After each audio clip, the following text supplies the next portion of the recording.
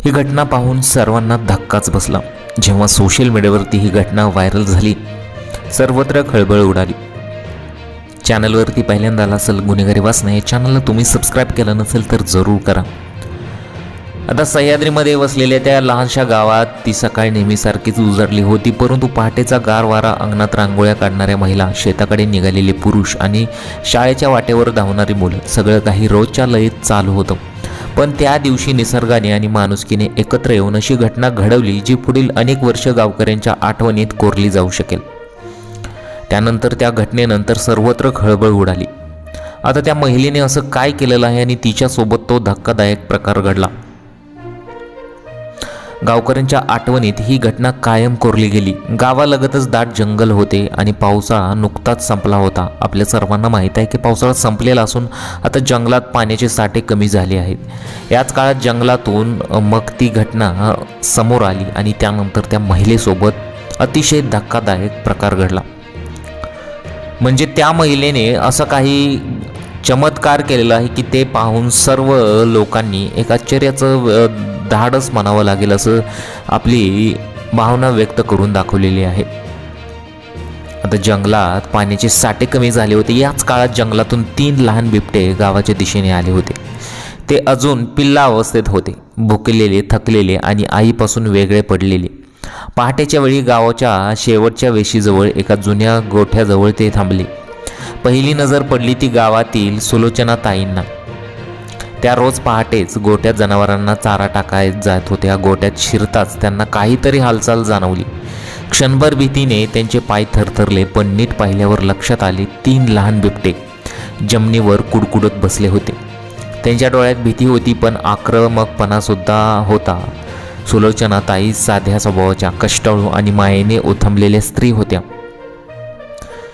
त्यांनी मग क्षणभर देवाचे नाव घेतले आणि मोठा निर्णय घेण्याचा त्यांनी प्रयत्न केला।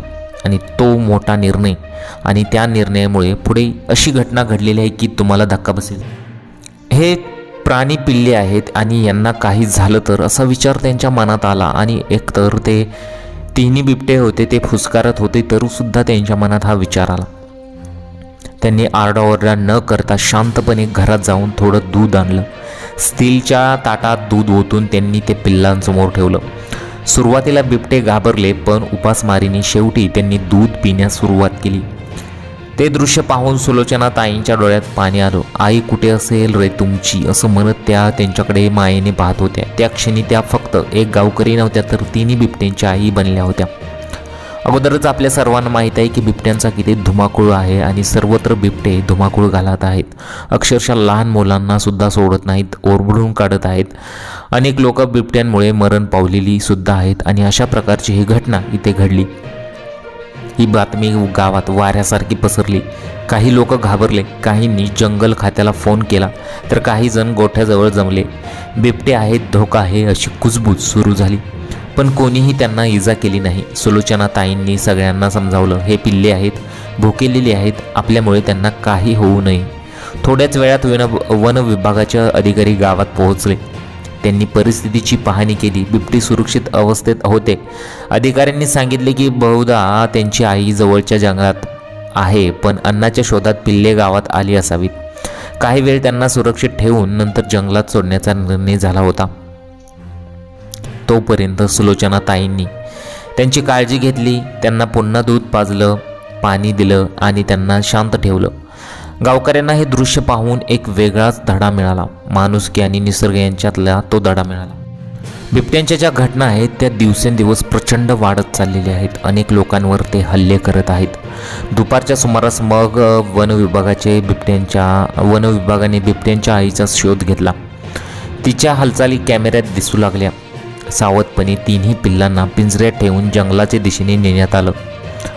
काही अंतरावर त्यांना सोडण्यात आलं। थोड्याच वेळात आईने बिबट्या पिल्लांजवळ ती गेली आणि त्यानंतर त्यांना घेतलं आणि ती तिघंही जंगलात नाहीशी झाली। संध्याकाळी गावात शांतता होती, पण मनात समाधान। सुलोचना ताईंचं सगळीकडे कौतुक झालं। आज फक्त बिबट्यांची नाही तर माणुसकीचीही आई झालीस, असं कुणीतरी म्हटलं।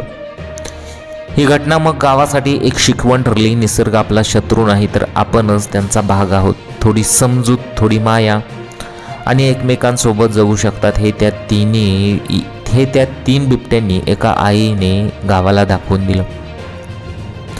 जर लोकांनी विकासाच्या नावाखाली झाडे तोडली नसती किंवा जंगले नष्ट केली नसती तर आज हे बिबट्या किंवा बिबट्यांची पिल्ले हे गावाकडील किंवा गावांच्या वस्तीत आलीच नसती असं अनेक जणांनी म्हटलेलं आहे.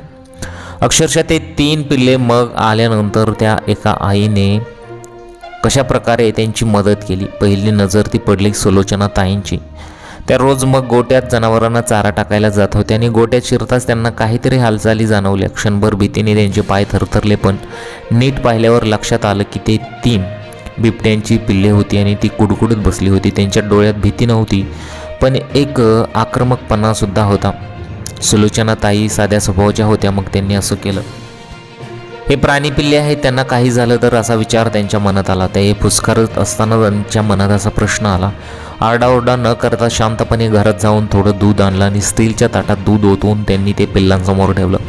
सुरुवातीला बिबटे घाबरले, पण उपासमारीने शेवटी त्यांना दूध पिण्यास सुरुवात केली आणि ते दृश्य पाहून सुलोचना ताईंच्या डोळ्यात पाणी आलं. आई कुठे असेल रे तुमची, असं म्हणत त्यांच्याकडे माईने पाहिलं होतं. त्या क्षणी त्या फक्त गावकरी नव्हत्या तर त्या तिन्ही बिबट्यांची आई बनल्या होत्या. ही बातमी मग वाऱ्यासारखी गावात पसरली. काही लोक घाबरले, काहींनी जंगल खात्याला फोन केला तर काही जण गोठ्याजवळ जमले. बिबट्या आहे, धोका आहे अशी कुजबूज सुरू झाली, पण कोणीही त्यांना इजा केली नाही. सुलोचना ताईंनी सगळ्यांना समजवले, हे पिल्ले आहेत, भुकेलेले आहेत, आपल्यामुळे त्यांना काही होऊ नये. एवढं होऊन सुद्धा मग त्यांनी अशा प्रकारचा निर्णय घेतला होता. अनेक गावामध्ये बिबट्यांनी हल्ले केलेले आहेत. लहान मुलांना अक्षरशः ठार मारलेला आहे. अशा परिस्थितीत संताप व्यक्त करायचा सोडून अक्षरशः एका आईने त्या पिल्लांना दूध दिलेलं आहे, पाणी दिलेलं आहे आणि त्यानंतर ही संपूर्ण घटना घडली. अशी नुकताच सरकारने असा आदेश काढलेला आहे की सर्व बिबट्यांना त्यांना वेगळी ट्रीटमेंट दिली गेली पाहिजे, म्हणजे त्यांची वाढ होऊ नये म्हणून त्या प्रकारची मेडिकल ट्रीटमेंट त्यांना केली जाणार आहे. त्याचबरोबर जे हिंस्र बिबटे आहेत त्यांना वेळेस ठार मारलं पाहिजे असं सुद्धा शासन म्हणत आहे. तर अशा प्रकारे संपूर्ण घटना घडलेली आहे. सुलोचना ताईंनी असं केलेलं आहे. अनेक लोक पहिल्यांदा चिडले, काहींनी असं म्हटलं की हेच बिबटे आपल्याला ठार करत आहेत, तर काहींनी त्यानंतर त्या तीन पिल्लांना वन अधिकाऱ्यांनी सोडल्यानंतर त्या सुलोचना ताईंचं त्यानंतर कौतुकसुद्धा केलं जात आहे. तुम्हाला याबद्दल काय वाटतं? तुमच्या प्रतिक्रिया मला कमेंट बॉक्समध्ये जरूर कळवा. गुन्हेगारी वाचना या चॅनलवर तुम्ही पहिल्यांदा आला असाल, चॅनलला अजून सबस्क्राईब केलं नसेल तर जरूर करा. तोपर्यंत काळजी घ्या. भेटूया पुढील व्हिडिओमध्ये. नमस्कार.